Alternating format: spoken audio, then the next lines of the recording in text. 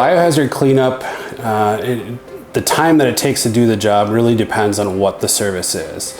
If we're doing a suicide cleanup that involved, say, a gunshot, what caliber was the gun? The bigger the caliber, usually the more mess there is to clean up.